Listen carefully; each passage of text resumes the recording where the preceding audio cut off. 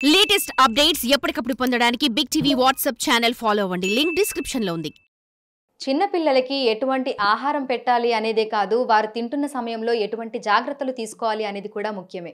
ఇందుకు ప్రత్యక్ష ఉదాహరణే ఇటీవల జరిగినటువంటి సంఘటన. సికింద్రాబాద్లో 12 ఏళ్ల పిల్లాడు 2-3 పూరీలను ఒకేసారి తినడము, అది గొంతులో అడ్డుపడటం వల్ల ఊపిరాడక చనిపోయాడు.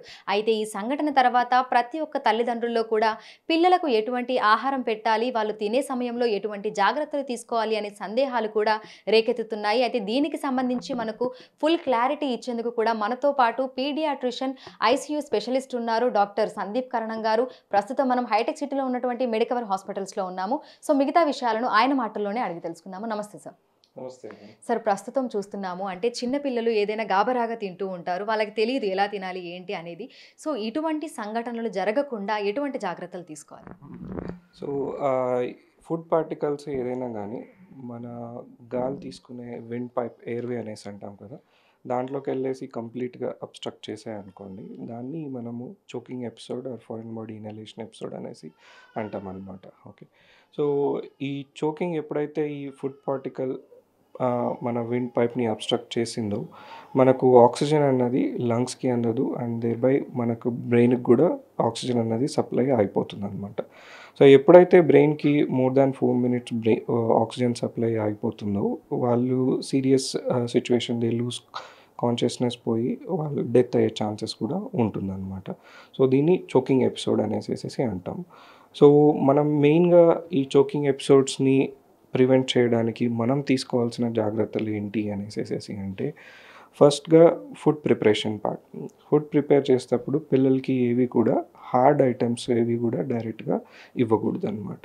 సో వాటిని ప్రాపర్గా కుక్ చేయాలి and they should be soft ఉన్నప్పుడు వాళ్ళకి సర్వ్ చేయాలన్నమాట. అలాగే ఫుడ్ ఐటమ్స్ని స్మాల్ పీసెస్లో కట్ చేసేసి వాళ్ళకి ఆఫర్ చేయాలి. ఫర్ ఎగ్జాంపుల్, ఇప్పుడు గ్రేప్స్ కానీ మన స్మాల్ బెర్రీస్ ఉంటాయి, అవి చాలా స్మాల్ సైజ్లో ఉంటాయి, రౌండెడ్ ఐటమ్ ఉంటాయి. ఈజీలీ వాళ్ళు నమ్మలేదు అంటే it can directly go and మన విండ్ పైప్లో కంప్లీట్గా ఇరుక్కునే ఛాన్సెస్ ఉంటుంది and they may choke.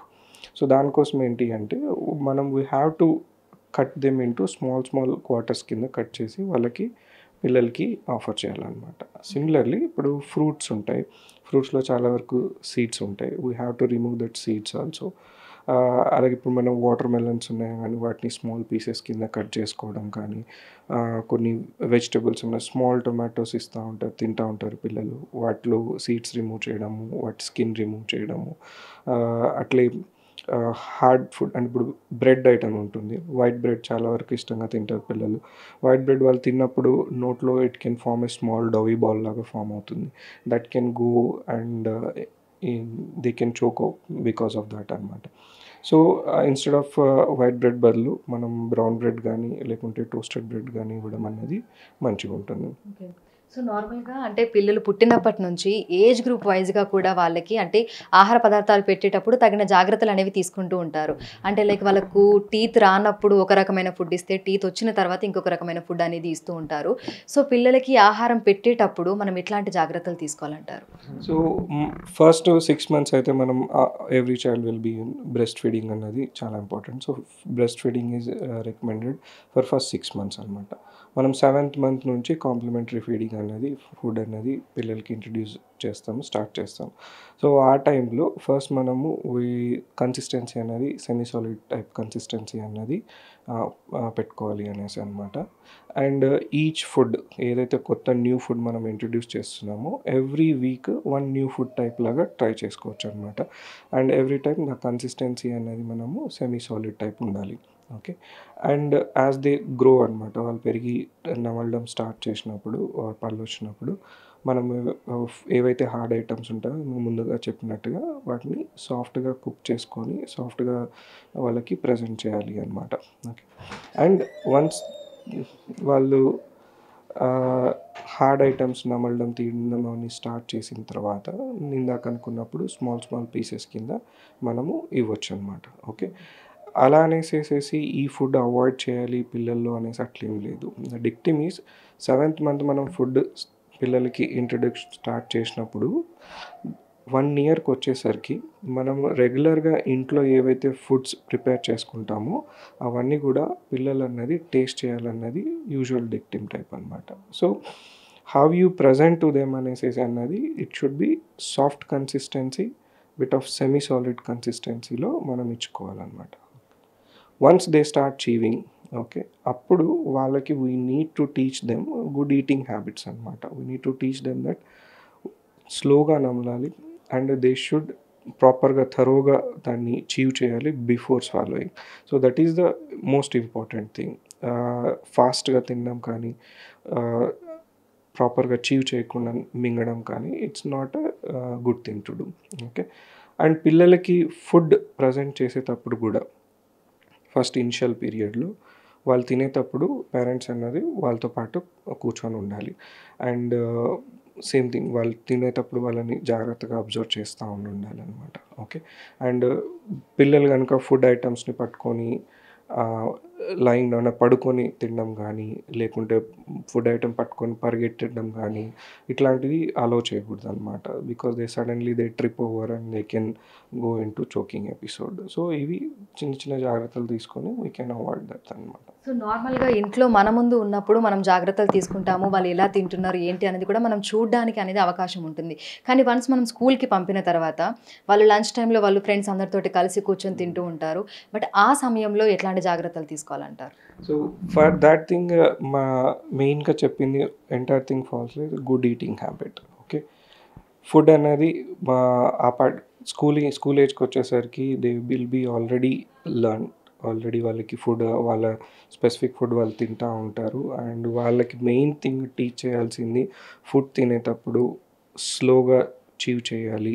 Okay, and కంప్లీట్గా థరోగా చీవ్ చేసిన తర్వాతనే మింగాలి. ఎప్పుడు కూడా ఫుడ్ని హరీగా తినడం అట్లాంటివి మాత్రం చేయకూడదు అనేసి మెయిన్గా థింగ్ ఈజ్ టీచింగ్ హ్యాబిట్. వాళ్ళకి ఆ హ్యాబిట్ ఈటింగ్ హ్యాబిట్ అన్నది మనం టీచ్ చేయాలి ప్రాపర్గా.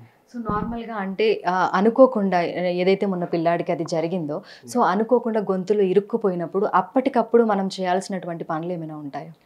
ఇది నాట్ ఓన్లీ స్కూల్, ప్రతి ఇంట్లో కూడా ప్రతి ఒక్కరూ okay, it's advisable to know choking episode అయినప్పుడు ఎమర్జెన్సీగా మనము ఎలా రియాక్ట్ అవ్వాలి, ఏం ట్రీట్మెంట్ చేయాలి అండ్ బేసిక్ లైఫ్ సపోర్ట్ అన్నది కూడా అందరూ నేర్చుకోవడం అనేది చాలా చాలా ఇంపార్టెంట్. ఓకే, ఎప్పుడైతే ఈ చోకింగ్ ఎపిసోడ్ అవుతుందో ఫస్ట్ థింగ్ మీరు అబ్జర్వ్ చేయాల్సింది, చోక్ అయ్యింది అంటే చైల్డ్ కాఫ్ ఎట్లా ఉంది, అంటే దగ్గడము ఎలా ఉంది.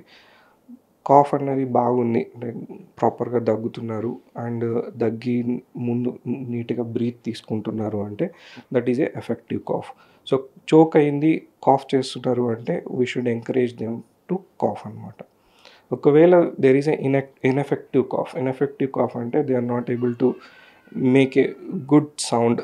ఓకే, వోకలైజ్ అవ్వట్లేదు అంటే పిల్లల్లో అయితే ఏడుస్తున్నాం కానీ సౌండ్ బయటికి రావట్లేదు. Or they are turning blue, lips blue అవ్వడం కానీ హ్యాండ్స్ బ్లూ అవ్వడం కానీ or they are slowly losing consciousness, that is A ineffective cough period అనమాట. సో వాళ్ళు ఇన్ఎఫెక్టివ్ కాఫ్ ఉన్నప్పుడు వాళ్ళు స్టిల్ మీ మాటకి రెస్పాండ్ అవుతున్నారు, అవేక్ ఉన్నారు. అలాంటి సమయంలో మనము ఈ చోకింగ్ అనేసి కొన్ని మెనవర్స్ ఉన్నాయన్నమాట. We have to perform that manoeuvres. ఏంటి అంటే ఇప్పుడు 1 year లోపు పిల్లలు ఎవరైనా చోక్ అయ్యారనుకోండి, వాళ్ళని చోకింగ్ మెథడ్ వచ్చేసేసేసేసి 5 back blows followed by chest thrust, 5 chest thrust అంటాం అనమాట. ఓకే, వాళ్ళని ఇప్పుడు ఒకవేళ మీరు నిలబడి ఉన్నారు అనేసి అంటే ఒక 1 year old చైల్డ్ని మీరు మీ హ్యాండ్ తోటి ఆర్ ఏదైనా సీటింగ్ పొజిషన్లో ఉంటే సీటింగ్ పొజిషన్లో కూర్చొని చైల్డ్ని రివర్స్లో పెట్టుకొని మీ థంబ్ ఒక జాని సపోర్ట్ చేస్తూ ఇంకొక సేమ్ పొజిషన్లో వేరే 2 fingers తోటి ఆ జా సపోర్ట్ చేసుకొని ఓకే వాళ్ళని రివర్స్లో పెట్టుకొని తర్వాత బ్యాక్ బ్లోస్ అంటే మీరు ఈ హ్యాండ్ది ఎమినెన్స్ ఉంది కదా, ఈ ఎమినెన్స్ అన్నది మన బ్యాక్ సైడ్ ఏదైతే ఉందో ఇక్కడ ఈ బ్లేడ్స్ దగ్గర మనం 5 బ్లోస్ ఇవ్వాలన్నమాట. 1 2 3 4 5. ఇది ఎప్పటి వరకు ఏదైతే పార్టికల్ ఇరుక్కునిందో అది బయటకు వచ్చేసేంత వరకు అనమాట. ఒకవేళ 5 బ్యాక్ బ్లోస్ ఇచ్చిన తర్వాత కూడా అది పార్టికల్ బయటికి రాలేదు అనేసి అంటే వాళ్ళని మళ్ళీ రివర్స్ చేసుకొని 5 చెస్ట్ థ్రస్ట్ అనమాట. చెస్ట్ థ్రస్ట్ అనేసి అంటే ఈ చెస్ట్ పార్ట్లో ఏదైతే ఉందో మనకి ఈ ఎండ్ దగ్గర మనకి ఇక్కడ బోనీ ప్రామినెన్స్ తెలుస్తుంది కదా, దాని నుంచి ఒక ఫింగర్ బ్రెడ్ పైనకి వెళ్ళి ఈ ఫింగర్స్ తోటి 5 పుషెస్ ఇస్తామన్నమాట. 1 2 3 4 5. ఇదేంటి అంటే స్ట్రాంగర్గా ఉంటుంది అండ్ కొద్దిగా టైం తీసుకొని we will give the pushes. ఇది intention is we are trying to create an artificial cough so that they expel the whatever the object is ఏదైతే అడ్డపడిందో అది బయటికి రావడానికి అనమాట. ఇది 1 year లోపల ఉండే పిల్లలకి యూజ్ చేసే మెనోవర్ అనమాట. ఓకే, 1 year అబవ్ ఉన్నారనుకోండి. ఓకే, 1 year అబవ్ ఉంటే ఫస్ట్ థింగ్ వచ్చేసి చెస్ట్ థ్రస్ట్ ఏదైతే బ్యాక్ బ్లోస్ ఏవైతే ఉన్నాయో అది సేమ్ ఉంటుంది. వాళ్ళని మీరు ఒక 1 2 3 ఇయర్స్లో పిల్లలు ఉన్నారు, వాళ్ళని మీరు మీ ల్యాప్లో హోల్డ్ చేసుకోగలరు అంటే సేమ్ పొజిషన్ ఇట్లాగే పెట్టుకొని మీరు బ్యాక్ బ్లోస్ అనేది సేమ్ ఇస్తారు. ఒకవేళ ల్యాప్ పొజిషన్లో పెట్టుకోలేరు అంటే వాళ్ళని ఇట్లా నిల్చోబెట్టేసేసి కాస్త లీనింగ్ ఫార్వర్డ్ బెండ్ చేసుకొని బ్యాక్ బ్లోస్ 5 బ్యాక్ బ్లోస్ ఇస్తారనమాట. ఈ బ్యాక్ బ్లోస్ అయిపోయిన తర్వాత 5 ఇంతకుముందు మనం 1 year లోపు వాళ్ళకి చెస్ట్ థ్రస్ట్ ఇచ్చాం కదా, ఇక్కడ 1 year అబోవ్ పిల్లలకి ఏంటి అనేసి అంటే మనం అబ్డామినల్ థ్రస్ట్ ఇస్తాం అనమాట. సో అబ్డామినల్ థ్రస్ట్ ఏంటి అనేసి అంటే ఇది same thing again we are trying to create a artificial cough. So ఇది మనది నాభి అంబలికస్ అనేసి అంటాము. అండ్ ఈ పార్ట్ ఎక్కడైతే బోనీ ప్రామినెన్స్ ఉందో ఎగ్జిఫిస్టర్నమ్ అంటాం అనమాట. ఈ రెండింటి మధ్యలో ఫస్ట్ మన ఒక హ్యాండ్ లెఫ్ట్ హ్యాండ్ వచ్చేసేసేసి ఇట్లా పిడికిల్లాగా చేసుకొని ఇక్కడ పెట్టుకోవాలన్నమాట. బోన్ పైన పెట్టకూడదు, చెస్ట్ పైన పెట్టకూడదు, ఈ రెండింటి మధ్యలో బోన్ కింద ఉంటుంది.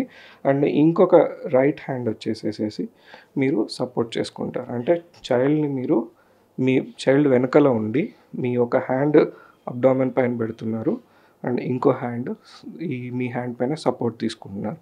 ఇప్పుడు మీరు 5 అబ్డామినల్ థ్రస్ట్ అంటే 1 2 3 4 5 ఇట్లా స్లోగా ఒక థర్స్ట్ ఇస్తుంటారు అనమాట. దానివల్ల ఏంటి అంటే you are generating artificial cough. మీరు లంగ్స్లో ప్రెషర్ ఇంక్రీజ్ చేసి ఆ ఆబ్జెక్ట్ని మనం బయటికి ఎక్స్పెల్ చేయడానికి ట్రై చేస్తూ ఉన్నాం అనమాట.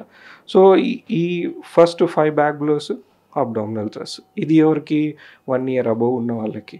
1 year లోపు ఉన్న వాళ్ళకి ఫస్ట్ బ్యాక్ బ్లో ఇస్తాము, రివర్స్లో పెట్టుకొని అబ్డామెన్ బదులు చెస్ట్ మీద కంప్రెషన్స్ ఇస్తాం అనమాట. ఓకే, ఇది కొద్దిగా స్లైట్ డిఫరెన్స్. ఓకే, ఇది ఎప్పటి వరకు చేయాలి? ఆ ఆబ్జెక్ట్ అనేది బయటకు వచ్చేంత వరకు చేయాలి. వన్స్ ఆబ్జెక్ట్ బయటకు వచ్చాక యూ జస్ట్ అబ్జర్వ్ అనమాట. మీరు అబ్డామినల్ థ్రస్ట్ ఇచ్చుంటారు కాబట్టి you need to consult nearby doctor అనమాట. We need to see scan చేసి చూసుకుంటాం ఏమైనా బ్యాక్ ప్రెషర్ ఏమైనా ఇచ్చుంటే ఇంట్రా అబ్డామినల్ ఆర్గాన్ ఏమైనా డ్యామేజ్ అయిందా లేదా అన్నది చూసుకుంటాం అనమాట. ఓకే, అలా అనేసి ఏది అబ్డామినల్ ఆర్గాన్ డ్యామేజ్ అవుతుందని you should not avoid doing it. That is an emergency, you have to do it. Okay, ఇది అన్ని మెనోవర్స్ కూడా చైల్డ్ అవేక్ ఉండి రెస్పాన్స్ ఉంటే మాత్రమే ఫస్ట్ వీ విల్ డూ ఈ ప్రొసీజర్స్ అనమాట. అలా కాకుండా చోకింగ్ ఎపిసోడ్ అయింది అండ్ చైల్డ్ ఈజ్ అన్కాన్షియస్ ఉన్నప్పుడు మనం ఏం చేయాలి అనేసి అంటే డైరెక్ట్గా we go for basic life support అంటే సిపిఆర్. ఓకే, సిపిఆర్లో ఏం చేస్తారంటే ఫస్ట్ నీ చైల్డ్ని ఒక హార్డ్ సర్ఫేస్ పైన నార్మల్గా పడుకోబెట్టేసేసి హెడ్ టిల్ట్ చెన్ లిఫ్ట్ అనమాట, ఎయిర్వే ఓపెన్ చేయడానికి చూస్తాము. ఓకే, ఓపెన్ చేసిన తర్వాత మౌత్ టు మౌత్ బ్రీతింగ్ ఇవ్వగలిగితే, ట్రైన్ ఉంటే కానీ ఇవ్వగలిగితే 5 రెస్క్యూ బ్రెత్స్ అనేసి అంటాం అనమాట. We give 5 rescue breaths. ఆ 5 రెస్క్యూ బ్రెత్స్ ఇచ్చాక వాళ్ళు అవేక్ అయ్యారు అంటే ఓకే, అవేక్ అవ్వలేదు అంటే will go for chest compressions. Same ఇందాక చెప్పినట్టుగా నిపిల్ ఏరియా నుంచి ఓకే ఇక్కడ మనం మన హ్యాండ్ పెట్టేసేసేసి we start giving the compressions అనమాట. So that's why I said everyone should be knowing how to do the basic life support so that it's an emergency procedure. ఒక లైఫ్ని మీరు save చేసిన వాళ్ళు అవుతారు అనమాట బేసిక్ లైఫ్ సపోర్ట్ నేర్చుకోవడం వల్ల. ఓకే. సో విన్నారు కదా, చిన్నపిల్లలు ఆహారం తీసుకునే సమయంలో వాళ్ళు ఎట్లాంటి జాగ్రత్తలు తీసుకోవాలి ఏంటి అనేది ఎంతో చక్కగా అయితే వివరించారు. అంటే వాళ్ళకి మనము ఎట్లాంటి ఫుడ్ ఐటమ్స్ ఇస్తున్నాము, వాళ్ళు తినేటప్పుడు ఎట్లాంటి జాగ్రత్తలు తీసుకోవాలి, ఒకవేళ పొరపాటున వారు తింటున్నప్పుడు కనుక వారికి లోపల ఇరుక్కుపోయినట్లయితే 1 year లోపు పిల్లలకైతే ఏ విధంగా ట్రీట్మెంట్ ఇవ్వాలి, అంటే తక్షణం అప్పటికప్పుడు 1 year పైబడిన వారికి ఏ విధంగా ట్రీట్మెంట్ ఇవ్వాలి అనేది కూడా ఎంతో చక్కగా అయితే మనకు వివరించారు. సో ప్రతి ఒక్క పేరెంట్ కూడా దీన్ని ఫాలో అవ్వాల్సినటువంటి అవసరం ఎంతైనా ఉంది. ఇప్పుడు జర్నలిస్ట్ చైతన్యతో Anjuma, big TV, Hyderabad. For more videos like this, subscribe Big TV channel.